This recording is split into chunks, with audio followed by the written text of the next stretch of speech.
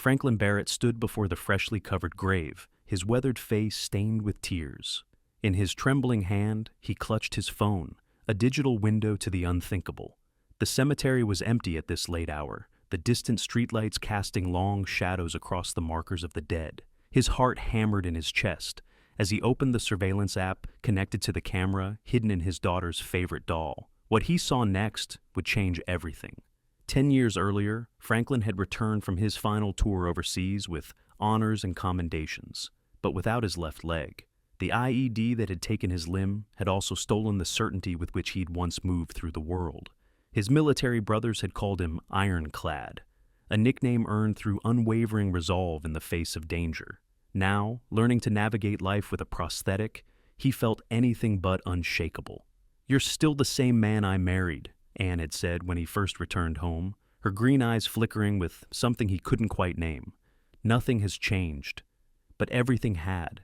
In those early months, he'd catch Anne watching him when she thought he wasn't looking, her expression a mixture of pity and revulsion. At social gatherings, she'd perform the role of the devoted wife, helping him navigate difficult terrain, laughing at his self-deprecating jokes about his new normal. Yet, when they returned home, the mask would slip. Her touch became less frequent, her excuses more common. "I need time," she'd say when he confronted her. "This is an adjustment for both of us." Franklin threw himself into rebuilding his life. Real estate had always interested him, and with his military connections and natural charisma, he found unexpected success. He started small, a duplex here, a fixer-upper there, but within 3 years, Barrett Properties was handling multi-million-dollar commercial developments. The transformation in Anne was immediate and unsettling. "I always knew you had it in you," she cooed over champagne the night he closed his first major deal. "We should celebrate properly," she added, with a suggestive look that had been absent for years. Franklin, who had never stopped loving his wife despite her coldness, embraced her renewed affection. Perhaps this was the turning point they needed. Perhaps now they could truly heal. The call came on a rainy Tuesday. James Whitaker, Franklin's closest friend from his service days, and his wife Elena had been killed in a car accident. Their 2-year-old daughter Clarissa had no other family. "We need to take her in," Franklin told Anne that evening. "She's all alone in the world." Anne's response was immediate and harsh. "I never wanted children. You know that. An orphanage would be better equipped."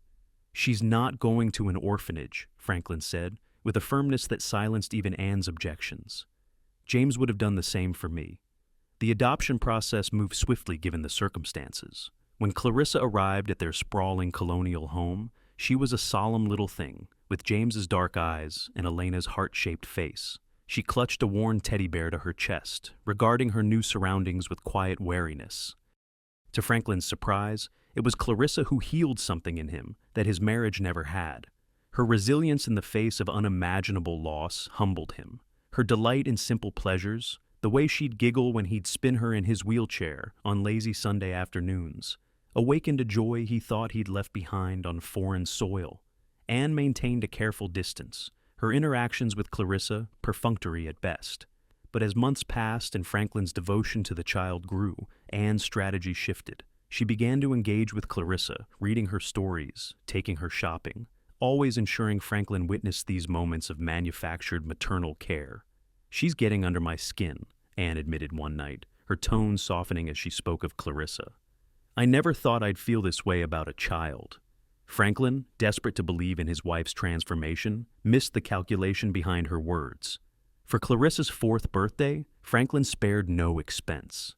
The backyard was transformed into an enchanted garden, complete with a small carousel and performers dressed as her favorite storybook characters. "One more gift," Franklin announced as the party wound down. He presented Clarissa with an ornate doll, its porcelain face hand-painted to match her own. "This is special," he whispered to her, kneeling awkwardly to meet her eye level. "If you're ever scared or alone, this doll will help me find you. She has magic eyes that let me see you, no matter where you are." The shop assistant had explained the technology, a small camera discreetly embedded in the doll's right eye, connected to an app on Franklin's phone. A precaution, he'd told himself, in a world where a child could disappear in an instant. Clarissa was enchanted.